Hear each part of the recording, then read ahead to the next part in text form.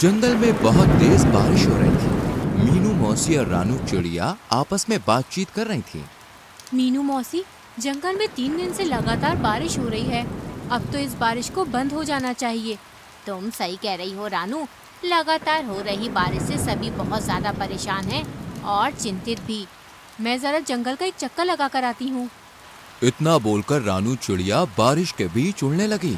रानू चिड़िया उड़ते हुए कुछ ही दूर गई थी कि तभी उसकी नजर एक बकरी के बच्चे पर पड़ी, जो कि बारिश में भीगता हुआ कांप रहा था। अरे ये बकरी का बच्चा तो ठंड में कांप रहा है। लगता है ये अपने घर का रास्ता भूल गया है। रानू चिड़िया ने इतना कहा ही था कि तभी रानू चिड़िया की नजर उस बकरी के बच्चे से थोड़ी दूर खड़े हुए एक पेड़ के पास एक भेड़िए पर पड़ी। ये भेड़िया तो हमारे जंगल का मालूम नहीं होता, ये तो किसी दूसरे जंगल का लगता है। रानू चिड़िया उड़ते हुए भेड़िए के पास पहुंच गए। कौन हो तुम? मैं अपने जंगल के सभी प्राणियों को जानती हूँ। तुम तो इस जंगल के नहीं लगते। तुम सही कह रही हो, मैं इस जंगल का नहीं हूँ। मैं इस जंगल से गुजर रहा था कि तभी बारिश शुरू हो गई। बारिश से बचने के लिए मैं इस जंगल में रुक गया। जब बारिश बंद हो जाएगी तो मैं चला जाऊंगा। ठीक है। इतना बोलकर रानू चिड़िया उस बकरी के बच्चे के पास जाकर बोली, तुम यहाँ पर क्या कर रहे हो? तुम्हारी माँ कहाँ है और तुम्हारा नाम क्या है? मेरा नाम गोलू है। मैं बारिश में खेल रहा था, मगर खेलते खेलते बहुत दूर निकल आया और घर का रास्ता भूल गया। इतना बोलकर गोलू रोने लगा। तुम चिंता मत करो, मैं तुम्हें तुम्हारे घर ले जाऊंगी। मेरी माँ मना कर रही थी, लेकिन मैंने उनकी बात नहीं मानी। तुम्हें अपनी माँ की बात माननी चाहिए थी। चलो मेरे साथ। रानू चिड़िया गोलू को लेकर कुछ ही दूर चली थी कि तभी गोलू की माँ गोलू को ढूंढते हुए वहाँ पर आ गई। तुम कहाँ चले गए थे गोलू? तुम्हें पता है मैं कितनी परेशान हो गई थी। अपनी माँ को देखकर गोलू खुश होते हुए बोला, मैं आपकी अब हमेशा बात मानूंगा माँ। रानू चिड़िया गोलू की ओर देखकर बोली, अब तुम अपनी माँ के साथ घर चले जाओ और जब तक बारिश बंद नहीं हो जाती तब तक बाहर खेलने मत आना। गोलू अपनी माँ के साथ चला गया और रानू चिड़िया उड़ते हुए मीनू मौसी के पास जाकर सारी घटना बताने लगी। रानू चिड़िया की बात सुनकर मीनू मौसी बहुत गहरी सोच में डूब गई। मीनू मौसी, आप इतनी गहरी सोच में क्यों डूब गईं? कहीं वो भेड़िया उस मासूम बकरी के बच्चे को नुकसान पहुंचाने की तो नहीं सोच रहा था ना? अरे नहीं मीनू मौसी, वो भेड़िया तो खुद डरा सहमा पेड़ के नीचे खड़ा हुआ था। बारिश बंद होने के बाद वो चला जाएगा। अगले दिन बारिश थम गई। रानू चिड़िया धूप का आनंद ले रही थी कि तभी मोनू चिड़िया वहाँ पर आकर रानू चिड़िया से बोली, अरे रानू, तुम यहाँ आकर बैठ गई हो और वहाँ पर बेचारी एक बकरी फूट फूट कर रो रही है। कौन सी बकरी फूट फूट कर रो रही है? मुझे नहीं पता। वह बेचारी अपने बच्चे को ढूंढती फिर रही है। उसका कहना है कि उसका बच्चा कल रात से घर से लापता है। चलो मेरे साथ। रानू चिड़िया मोनू चिड़िया के साथ तुरंत वहाँ पर चली गई। उसने देखा वह बकरी गोलू की माँ थी। रानू चिड़िया उसके पास जाकर बोली, क्या हुआ? तुम रो क्यों रही हो? कल मैं अपने गोलू को घर पर ले गई थी। सुबह जब मेरी आँख खुली तो वो घर से गायब था। मैंने पूरा जंगल छान मारा मगर वो कहीं नहीं मिला। तुम घबराओ मत, मैं अभी उसे तलाश करती हूँ। रानू चिड़िया गोलू को ढूंढने लगी। तभी उसकी नजर एक पेड़ के नीचे उसी भेड़िए पर जा पड़ी, जो कि आराम से लेटा हुआ था। रानू चिड़िया उस भेड़िए के पास जाकर बोली, क्या तुमने एक बकरी के बच्चे को कहीं देखा है? वही बकरी का बच्चा जो कल बारिश में भीग रहा था। मैंने किसी बकरी के बच्चे को नहीं देखा। वैसे तो तुम कह रहे थे कि बारिश होने के बाद तुम यहाँ से चले जाओगे। हाँ हाँ, चला जाऊंगा। तुम तो ऐसे बोल रही हो जैसे कि इस जंगल की राजा हो और यहाँ पर तुम्हारा ही अधिकार चलता है। अरे मेरी जब मर्जी होगी मैं यहाँ से चला जाऊंगा। रानू चिड़िया अपने मन ही मन में बोली, मुझे तो इस भेड़िए पर शक हो रहा है। मुझे जंगल के राजा शेर से इसकी शिकायत करनी होगी। रानू चिड़िया जंगल के राजा शेर के पास चली गई और सारी घटना बताती हुई बोली, मुझे उस भेड़िए पर शक हो रहा है। तभी शेर क्रोधित होकर रानू चिड़िया से बोला, इसका मतलब वो भेड़िया सही बोल रहा था। तुम हमेशा जंगल के प्राणियों के खिलाफ मेरे कान भरती रहती हो। ये आपको क्या हो गया महाराज? तभी रानू चिड़िया ने देखा वो भेड़िया गुफा के दूसरे हिस्से से निकलकर गोलू के साथ वहां पर आकर शेर के सामने खड़ा हो गया है। रानू चिड़िया हैरत से इस दृश्य को देखने लगी।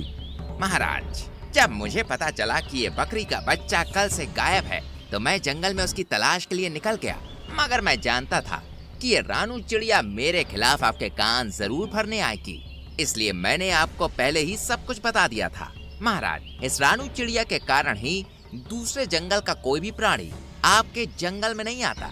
शेर रानू चिड़िया की ओर देखकर बोला, और तुम कह रही थी कि इस भेड़िए ने बेचारी बकरी के बच्चे को मार डाला, मगर ये तुम्हारे आने से पहले ही इसे यहाँ सही सलामत ले आया। तुम्हें अब सजा मिलेगी, तुम्हें जेल में डाल दिया जाएगा। इतना बोलकर शेर ने अपने सिपाहियों को आदेश दे दिया और रानू चिड़िया को एक पिंजरे में बंद कर दिया। शेर भेड़िए की ओर देखकर बोला, तुम्हारी जब तक मर्जी हो तुम यहाँ पर रह सकते हो। भेड़िया खुश होकर वहां से चला गया। इधर मोनू चिड़िया इस सारे दृश्य को देख रही थी। वह तुरंत मीनू मौसी के पास पहुंच गई और सारी घटना बताते हुए बोली, कुछ कीजिए मीनू मौसी, जंगल के राजा शेर ने रानू चिड़िया को बंदी बना लिया है।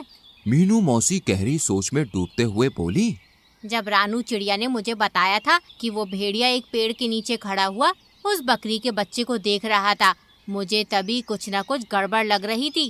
जो भी हो, लेकिन आप कुछ भी करके रानू चिड़िया को उस पिंजरे से बाहर निकालिए। चिंता मत करो मोनू, हम दोनों को अभी फिलहाल कुछ नहीं करना, हमें सिर्फ उस भेड़िए पर गहरी नजर रखनी होगी। पहले हमें पता चलना चाहिए कि उस भेड़िए के दिमाग में आखिर चल क्या रहा है, आखिर ये कौन सा मकसद लेकर इस जंगल में आया है। मीनू मौसी और मोनू चिड़िया उस दिन से उस भेड़िए पर नजर रखने लगी। वह भेड़िया दिन भर जंगल में घूमता और दूसरे जानवरों का मांस छीनकर खा लेता।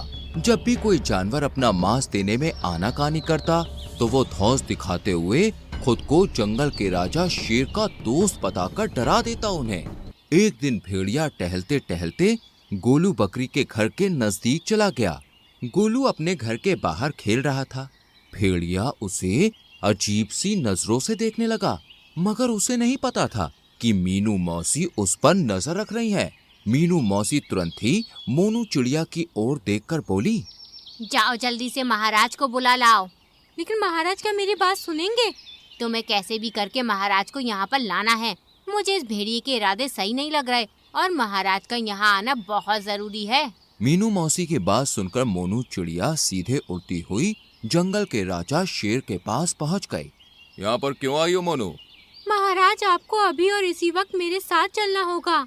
मुझे अब चिड़ियों पर भरोसा नहीं रहा। सोच लीजिए महाराज, कहीं ऐसा ना हो कि आगे जाकर आपको अपने फैसले पर पछताना पड़े। लेकिन तुम मुझे कहाँ ले जाना चाहती हो? आप मेरे साथ चलिए और आप अपनी आंखों से देख लीजिए कि मैं आपको क्या दिखाना चाहती हूँ।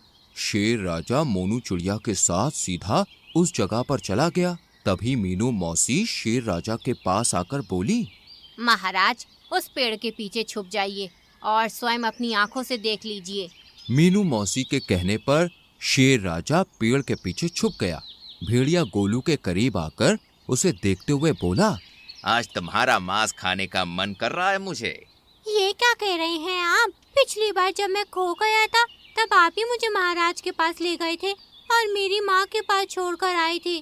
मूर्ख बकरी के बच्चे, वो तो मेरी सिर्फ एक चाल थी। मैं जानता था कि इस जंगल में रानू चिड़िया सबसे ज्यादा तेज दिमाग की है। मैंने उसे फंसाने की योजना बनाई थी। मैं कुछ समझा नहीं। जब तू सो रहा था ना, तब मैं चुपके से तुझे अपने मुंह में दबाकर जंगल के दूसरे हिस्से में छोड़ आया था और फिर खुद ही तुझे जगाकर महाराज के पास छोड़ आया। और जंगल के इस मूर्ख शेर ने रानू चिड़िया को ही दोषी मान लिया। लेकिन अब मुझे कोई खतरा नहीं। अब अगर मैं तुझे खा भी जाऊंगा तो जंगल का राजा शेर कभी विश्वास नहीं करेगा। तुझे खाने के बाद मैं जंगल में अपनी मनमानी शुरू कर दूंगा। इतना बोलकर भेड़िया गोलू बकरी के बच्चे के ऊपर हमला करने वाला था कि तभी शेर दहाड़ता हुआ वहां पर आ गया। शेर को दहाड़ता हुआ देखकर भेड़िया पूरी तरह से घबरा गया। अच्छा, तो ये थी तुम्हारी चाल? तुमने जंगल की सबसे ज्यादा समझदार और मेरी विश्वसनीय पक्षी को मेरे ही हाथों बंदी बनवा दिया। मैं तुम्हें जीवित नहीं छोड़ूंगा। इतना बोलकर शेर ने भेड़िए को उसी समय मार दिया और मीनू मौसी की ओर देखकर बोला, मुझे क्षमा कर दो मीनू मौसी, मुझसे गलती हो गई। कोई बात नहीं महाराज, वो भेड़िया बहुत ही ज्यादा चतुर था और उसने अपनी चतुराई का फायदा उठाकर आपकी आंखों में विश्वास की पट्टी बांध दी थी। शेर राजा ने रानू चिड़िया को आजाद कर दिया, लेकिन इस बार सबकी हीरो मीनू मौसी बन गई।